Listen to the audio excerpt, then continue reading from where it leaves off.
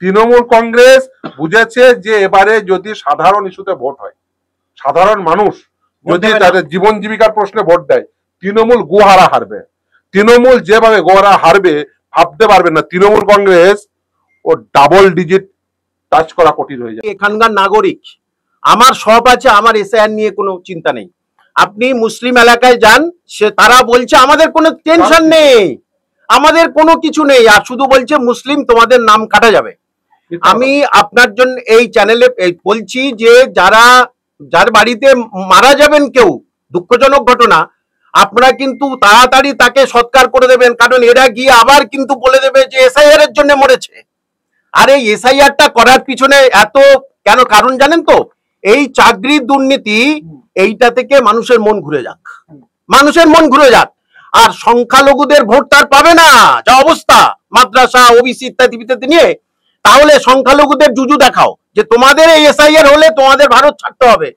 একেবারেই না, এটা পুরো ভুল বোঝাচ্ছেন মমতা ব্যানার্জি যে এসআইআর এর জন্য। এটা শুধু কি পশ্চিমবঙ্গে হচ্ছে? সমস্ত জায়গা আগে হয়েছে, এখন হচ্ছে। তাহলে মমতা ব্যানার্জি যেটা বলছেন নিজের আখের গোছানোর জন্য বলছেন, কিন্তু সেটা উনি কোনো দিনের জন্য পাবেন না, পেতে পারেন না। মমতা বন্দ্যোপাধ্যায় তো রাস্তায় নামছেন, মমতা অভিষেক। দেখুন, যেখানে স্বার্থ থাকবে সেখানে রাস্তায় নামবে। যে ওয়াকফের জন্য রাস্তায় নেমেছে, ওয়াকফের জন্য তো রাস্তায় নামতে দেখিনি। সেটা মুসলমানদের ওবিসি নিয়ে, ওয়াকফ নিয়ে রাস্তায় নামতে দেখেছি। এই চাকরি দুর্নীতি হয়েছে, রাস্তায় নামো, চোরটাকে ধরে দাও, চোরটাকে ধরে দাও। কেন আপনারা বলতে পারেন না যে আদি চোরকে, চোরটাকে ধরে দেবো, আমরা ধরে দেবো?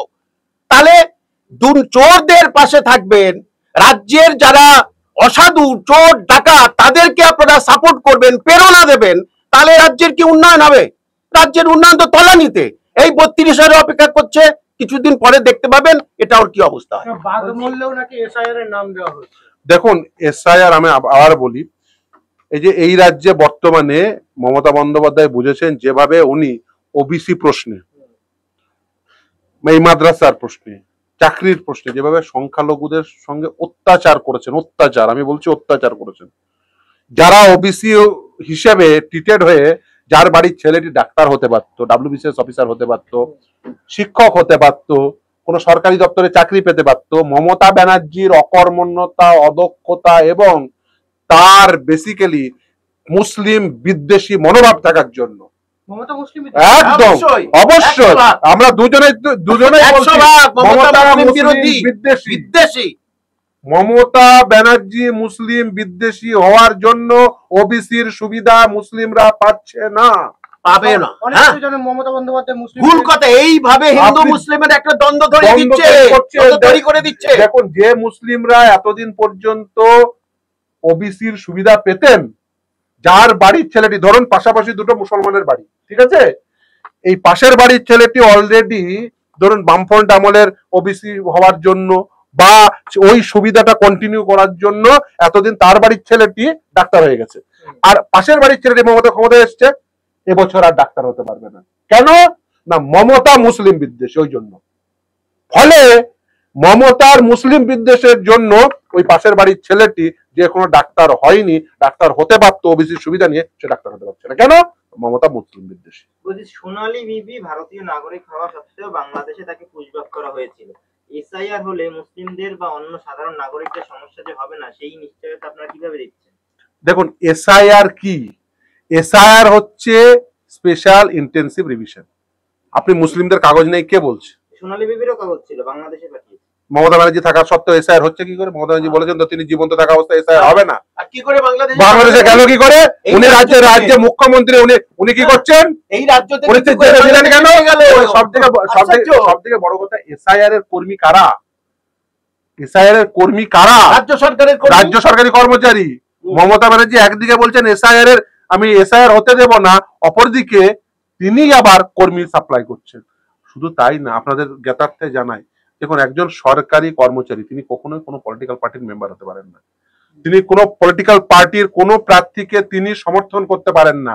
ইভেন ভোট দিয়ে এসে ওই চটের মধ্যে থেকে ভোট দিয়ে বাইরে বলতে পারেন না আমি আমাকে ভোট দিলাম। তাহলে কেন? তাহলে এখন কেন দেখা যাচ্ছে যে বিএলওরা তৃণমূল কর্মী বা তৃণমূলের ব্লক নেতা বা অঞ্চলের নেতা? যদি এটা দেখেন সঙ্গে সঙ্গে অভিযোগ করবেন। তার সার্ভিস টার্মিনেট হবে। শকুনের রাজনীতি করছে তৃণমূল। অবভিয়াসলি তৃণমূল কংগ্রেস বুঝেছে যে এবারে যদি সাধারণ ইস্যুতে ভোট হয়, সাধারণ মানুষ যদি তাদের জীবন জীবিকার প্রশ্নে ভোট দেয়, তৃণমূল গোহারা হারবে। তৃণমূল যেভাবে গোহারা হারবে ভাবতে পারবেন না। Trinamool Congress O double digit touch করা কঠিন হয়ে যাবে যদি সঠিকভাবে ভোট হয়, যদি মানুষের রুটি রুজির প্রশ্নে ভোট হয়। তৃণমূল কংগ্রেস এর আগে জিতেছিল কিভাবে? সিএ এনআরসির ভয় দেখিয়ে, আর এবারে জিততে চাইছে এসআইআর এর ভয় দেখিয়ে। আর এই দুটোর একটাও তৃণমূল কংগ্রেসের হাতে নেই যে তারা করতে পারবে। এসআইআর মমতা ব্যানার্জি তো নিজে কোন প্রশ্ন থেকে বলেছিলেন যে তিনি এসআইআর করতে দেবেন না? তিনি 2002 সালে যখন এসআইআর হয়েছিল তিনি বলেছিলেন এসআইআর চাই, আর আজকে 2025 সালে এসে বলছেন 2026 সালের এসআইআর প্রশ্নে যে আমার এসআইআর চাই না। ওনার নিজের স্ট্যান্ড ঠিক করুন। উনি বলেছিলেন আমি জীবন্ত থাকা অবস্থায় এসআইআর হবে না। উনি মরে গেছেন না জীবন্ত আছেন? আমার প্রশ্ন থাকলো, যদি ওনার দীর্ঘায়ু কামনা করে আমি, তার কারণ উনি দীর্ঘদিন বেঁচে থাকলে, কারণ অনেকদিন ওনাকে জেল খাটতে হবে যা যা অপরাধ করেছেন, ফলে দীর্ঘদিন সুস্থ মনে সুস্থ শরীরে উনি বাঁচুন, যার ফলে উনি অনেকদিন জেল খাটতে পারেন।